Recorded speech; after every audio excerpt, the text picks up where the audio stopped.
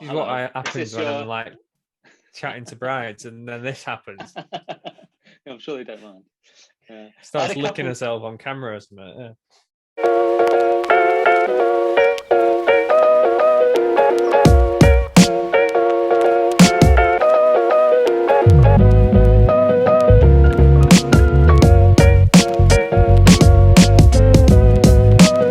Hi, welcome to Meet the Makers, a video series where I put questions to creators from around the world about their videography and photography businesses, mainly in the wedding industry.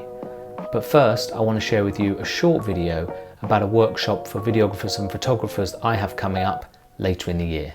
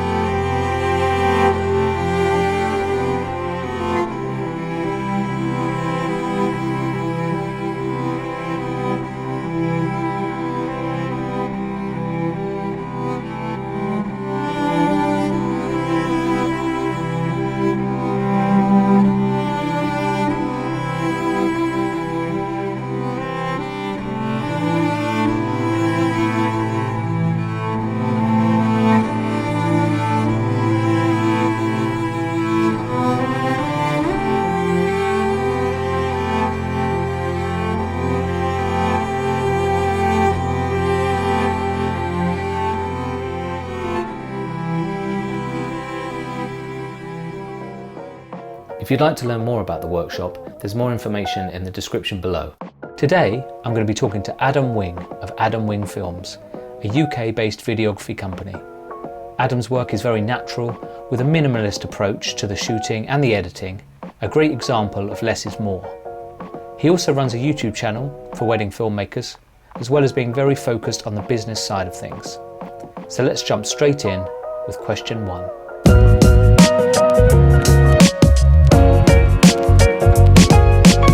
Hi Adam, thanks so much for joining me today. I'm going to go straight in with the first question, which is how did you get into videography in the first place? Wow, okay. So I'm going to stay away from weddings for a sec, but it was my uncle, who is a wedding entertainer, wedding singer, who had a camera, and he basically let me play with it. It was a GH4, Panasonic GH4.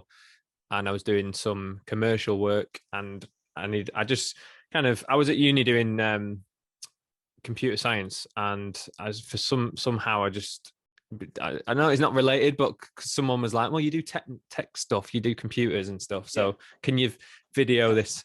So I was like, I need a camera. So my uncle lent me his, and then I just basically turned up and pressed record, and it was all in. I Googled the night before, how do I use a camera, and it was all in auto settings, and so I videoed a couple of like commercial projects, but there was no interest in photography, filmmaking, or anything like that. From my point of view, I like films, but I like films with the rock in, I'm not like a dead clued up with filmmaking in theory. So I just kind of turned up to these jobs with a camera, hoping to make money, and just kind of blagged it a little bit, and learned on the job, if you will. Okay. I think I used Audio Jungle, which was a terrible music licensing platform. And every sample goes Audio Jungle at the start of it, like a little watermark, and the music was awful. But I was just dipping my toes in. I was editing these things at uni when I was supposed to be listening to lectures and stuff. So I was just completely winging it. To use. Always getting the branding in there. Yes, yeah, I'm still winging it now, to be honest. Like by name and by nature, works well.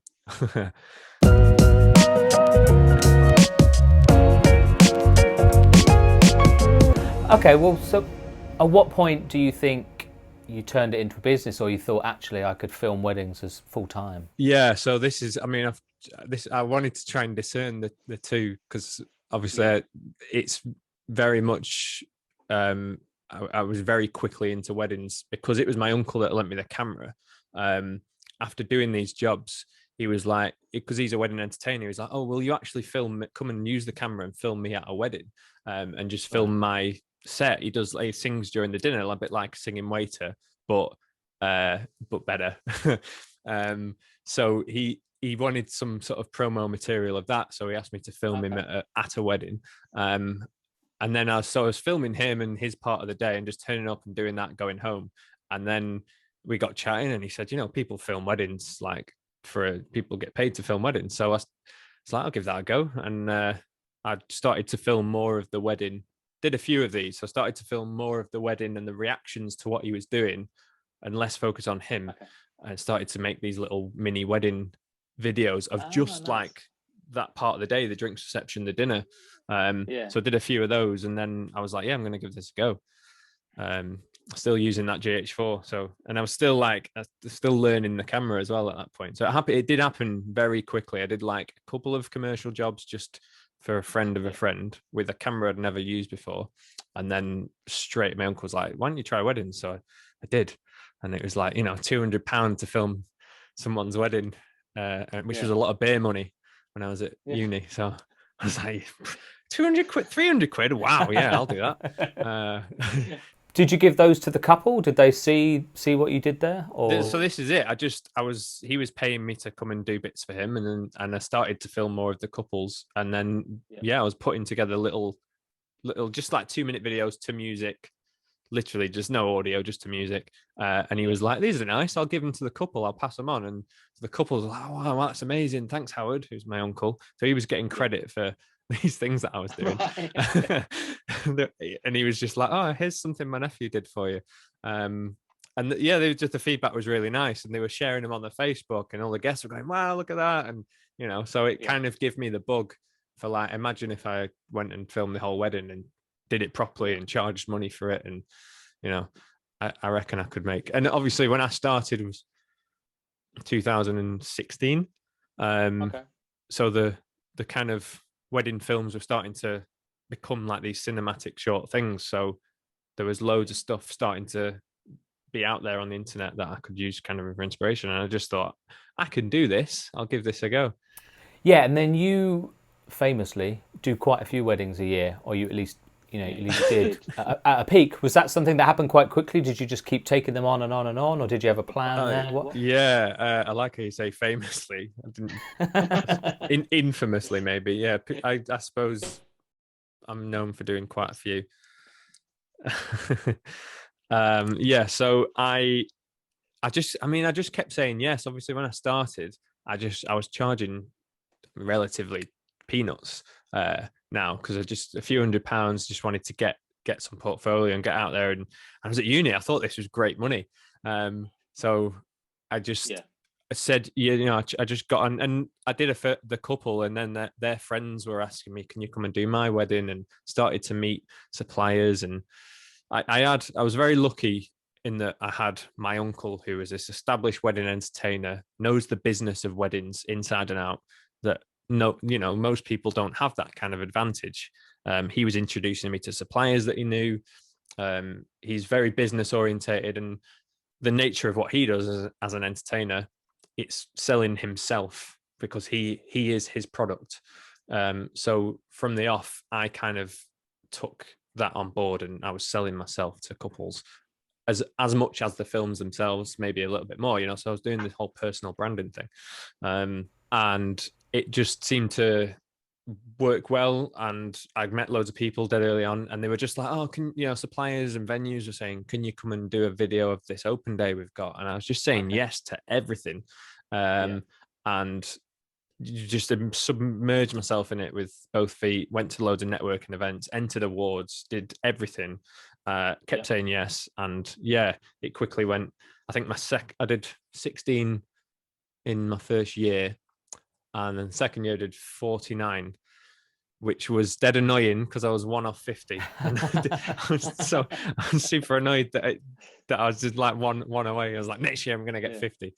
But yeah, just the more I did, the more opportunities came, the more photographers that were recommending me, the more couples, friends and brothers and sisters that wanted me to do their wedding. So I just kept saying yeah, and I was putting my prices up at this point, obviously. But to this day, I'm trying to slow it down. I've been averaging 40, 50 weddings a year since, but I'm trying to slow it down now. Wow.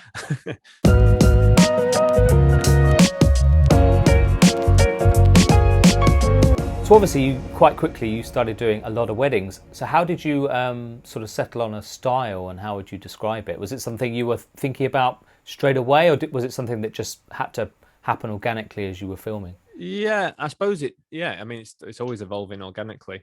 I think my conscious choices at the start, I was looking at. So I was looking at loads of wedding videographers out there and trying to emulate what people were doing. And the likes of Philip White at the time and Jeff Wood from the Northwest, another guy, Tom Harrington from the Northwest, that were kind of the creme pioneers at the time, and still are, to be fair.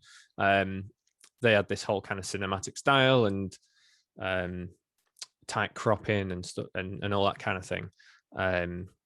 So I was like, well, I like that kind of style. I need to try and do something like that. But I very quickly just kind of found my own way with it. I knew I second shot for a friend of mine quite a few weddings in my first year, and he uses gimbal loads and drone and quite a lot of movement and production, kind of that kind of thing. And so when I was second shooting from him, he was like, I need you to use the gimbal and get these gimbal shots and these movements and kind of circle the couple and stuff. And I hated it. I could never get it right. I couldn't do it. I couldn't get it focused. And he was always telling me off. He's like, I can't use this, rubbish. And and it was still, I was making a mess of it, and I felt bad for him. But I also was like, right, I never want to use a gimbal. So when I started taking a lot more of my own bookings, I was like drawn to that kind of minimal style, which, like I say, Jeff Wood and Philip White, people like that were doing. So that kind of came early on. And then from there, over the years, I've just kind of gotten more and more stripped back. And the more I strip it back, the more relaxed I am.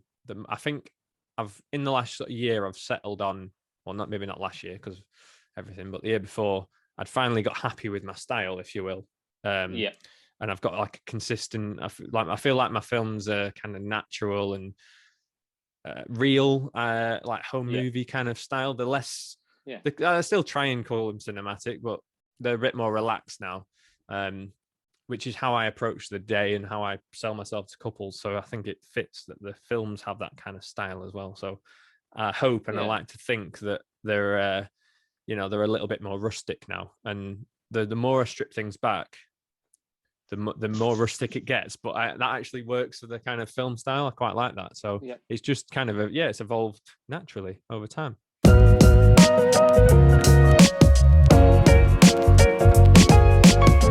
This might be a short question then, but what gear have you settled on then for weddings? Cameras, lenses, things like that? I just take my phone. That's it. That's it. One phone. So I shoot on Sony A7S2s. I've got 2 of those, and I have a lens on each. I use one of those cameras for like 95% of the day, and I have a 55mm prime lens on it. And then my second camera, which I use as a wider shot, I've got a 24mm on that, and I use that for ceremony and speeches and second angles and stuff. So that's the cameras. And then audio-wise, I just use the little Sony recorder mic things that I know a lot of people use. And I suppose, I've got a little travel tripod, and I have a monopod that I use for ceremony and speeches, but most of the day for B-roll, I just go handheld. Okay. Yeah. Yeah, it's about as minimal as it can get. I did have a drone, but I got rid of the drone, and I'm probably going to get another one, like one of the little light mini ones at some point, get back into that. But for a while, I've just been, if anyone wanted drone, I've just been bringing a drone up. So So you filming on the 55mm all day as your main sort of lens setup? Yeah. 55. F1.8, just leave it open and yeah. So do you find it helps you, you're composing things more in camera, you know, you're moving rather than just swapping lenses? And it's a conscious choice to have one lens and it's fixed Yeah. focal length. So I have to physically move if I want to change the composition. And I like 55 because I was on 85 like a lot of people, and it's great for kind of intimate portrait kind of stuff. But I just like that extra bit of width. I tend to find I shoot some sort of from the chest or even from the hip, and kind of I feel like the 55 is like that natural closest to the human eye kind of focal length. So it just has a real nice natural sort of quality to it in the footage. no, I think that's good advice for people, especially starting out. You don't need to go out and buy all this stuff. You can. You only need like Run a $3 business. grand's worth of kit. Yeah.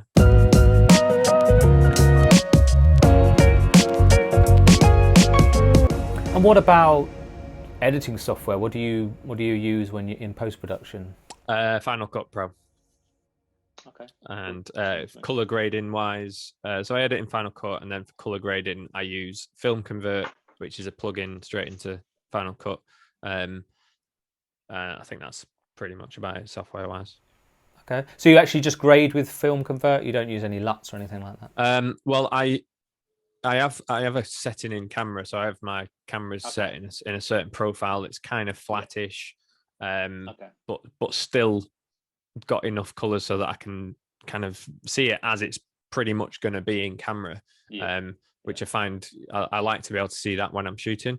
And then when I get it into the edit, I've just got a Film Convert setting that I've kind of tweaked myself, and then I've saved that as a LUT. So now all I need to do is drag that in and copy and paste it over every clip, and it's color grade done. And I purposely chose settings that would work equally for nice outdoor green kind of, you know, greenery kind of footage, or golden hour, or indoors when you've got the minging yellow lights and all that jazz going on. So it's kind of a consistent color grade, so it works for every clip, and I can just paste it on there. It just makes it dead easy.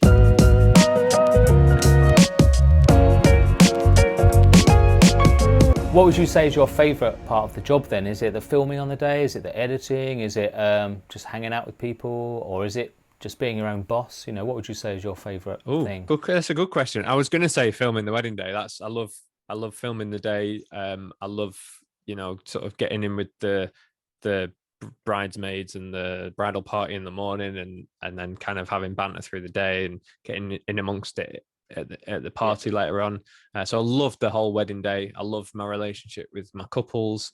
But I suppose, being my own boss is actually something that I take for granted, but that is probably one of my favorite parts of the job as well, because it means I can go on holiday whenever I want. or that lack thereof. Because I tend to just work more than I would have done 9 to 5. But I love it. So I love the wedding day. I don't mind any of it really, but if I had to pick, like by far, filming a wedding day, if it's a really good wedding with a good crowd that you get on with, it's pretty. You can't beat it.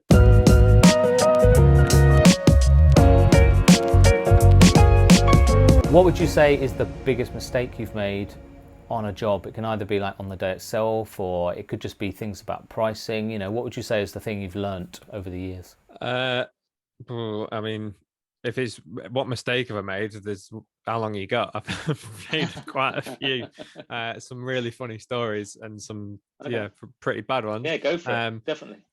Okay, so like I once did a wedding and then went on holiday and took the hard drive that I'd backed that wedding up to, went off on holiday and overwrote that wedding with my holiday GoPro footage. So I spent 3 weeks in Italy on holiday, not knowing whether the footage from the wedding was still in the cards in the camera back at home, because I had no other copy of it. So that was agonizing. It all worked out. They were in the cards. And And then I've been at a wedding before and flicking through, and I've deleted the ceremony clip. Just I was like, I don't need that shot, don't need that shot, and I deleted the ceremony. Oh, really? And then Okay. obviously I didn't know at the time, but I was able to get that back because I'd not formatted the card, and I used recovery software, and it cost me a few £100 trying to get that back. Yeah. But that was a panic. So do you now leave it alone on the day? Do you now just... No. Yeah. Top tip: never delete anything on the day. Just wait till you get home. Even if you know you've messed up a shot, just leave it. I've split my pants at weddings. I've had some toilet disasters. Bridesmaids walking in whilst I've had a dicky tummy, and stuff like that, which I'm sure your listeners want to know about. But biggest thing I've learned, I would say the biggest lesson is not to overthink the art side of things. So what I mean by that is, like, I used to spend, when I first started, I thought color grading would be really important, and I spent ages and ages tweaking each clip and learning to color grade, and then inevitably I went round to a bride and groom's house to drop off their film, and they were like, come in, we'll watch it together. And they put it on the TV, and all the color settings were completely out of whack, and it wasn't at all how I intended it. And they were just like, yeah, it's amazing, we love it. And I was like, oh, okay, so maybe people don't care about color grading. So, all those little things that you overthink and little transitions that you spend hours doing that they don't even notice, and they would just watch on it. So I try not to overthink that side of things. So yeah, I've just kind of, it's been less precious about it over the years, less and less and less, and more focused on the relationship with the couple. Because at the end of the day, we're filming the wedding, and it's, as long as the footage is in focus and it's showing the people they love, they're gonna probably love it and be happy with it. So as much as I like to be creative and make really the most amazing films that I can for my couples, they're probably gonna like it, as long as you've done an all right job. So I try not to overthink things as much anymore.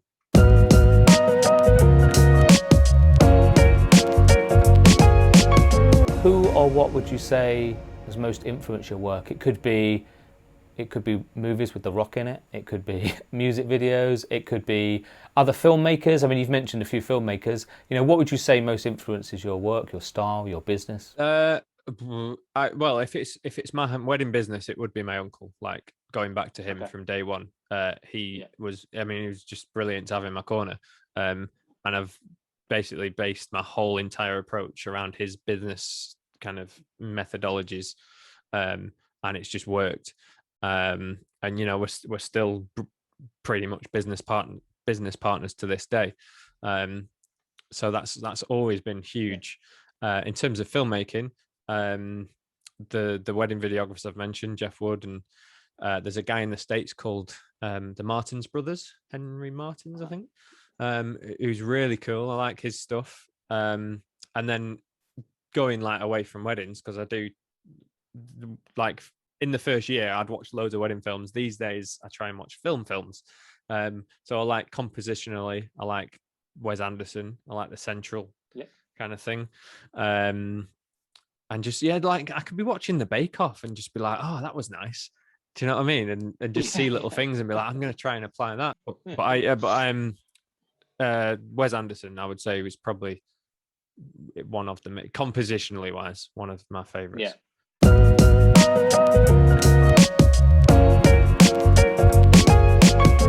What would you say is the main thing you want to improve upon during your next season? Is there something that you're thinking, I'm going to focus on that more than anything else? Good question. I suppose with everything that's happened in the last year, I'd just be glad to be back doing weddings. I had it, weirdly enough, before 2020 happened, going into 2020, I had all these plans of I was going to up my pricing. I had some good weddings coming up, and I was like, right, I'm going to, not a rebrand, but kind of along those lines. I was upping my pricing, and I was dead excited about it. And now I'll just be glad to be filming again. So social media is probably my weakest area. I don't post very much, so business wise, because that's how I kind of think. I want to up my Instagram game and be more sort of active and engaging on that. But again, that would probably be more lean towards personal branding. Because I'm happy with my films as they are, as they were in the last sort of year. So, and I'm probably going to get the A7S III at some point. So it'd be nice to give that a crack.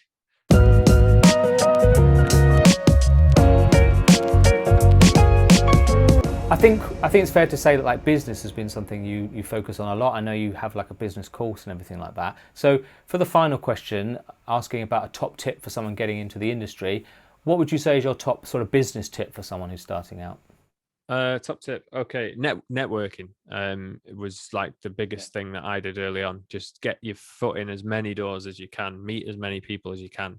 It's something that like some people in the industry are really into this, and it's nice because you meet people and you make friends. But there's plenty that shy away from it, and I think it's a whole side of your inquiry stream and your bookings that you're just missing out on, basically. Things like entering awards, again, it's a bit poo-pooed, but if you think about it from a bride point of view as a marketing tool, they're actually really good. So there was like entering awards, going to like these like wedding fairs, wedding open days, meeting up with, just messaging photographers, do you want to meet for a coffee, things like that. Going to as many networking do's as you can, schmoozing a little bit, but without it being forced, because you just be yourself, and you just naturally make friends, which is a real nice bonus of this thing we call a job. Yeah, I think that's really nice, and it's probably worth mentioning to people, anyone starting out in weddings, that it's a very sort of welcoming business environment. It's not like most jobs. You don't feel like competitors with people. Everyone's like gets on that sort of thing. We all just always go out on the piss. It's brilliant. Yeah, exactly. It's a really nice industry to be in. Yeah, it's really good. Everyone's great. No, that's great advice, Adam. And if people want to find you, or they want to find out about your business course or whatever, where are the places to find you? I'm on sort of social medias, Instagram, Facebook and all that, at Adam Wing Films. Feel free to like DM me on Instagram or whatever. My website is www.adamwingfilms.com. And yeah, we have this like wedding videography course, which is kind of a bit of filmmaking education and quite a lot of business side of stuff. And that's called the Complete Wedding Film Business Course, which in hindsight is a bit of a mouthful. But you can find that via my website, or just give it a Google, or just message me, and I'll give you the details for that. Okay. Well, thanks so much for coming on and giving some really good advice and everything. Really appreciate it. I'm a fan of the show. No, yeah, honestly, genuine pleasure. Cheers, mate. Thanks to Adam for coming on and sharing his knowledge on the business and creative side of wedding videography. You can find links to his website, Instagram and YouTube channel, as well as information about my upcoming workshop in the description below. See you in the next episode.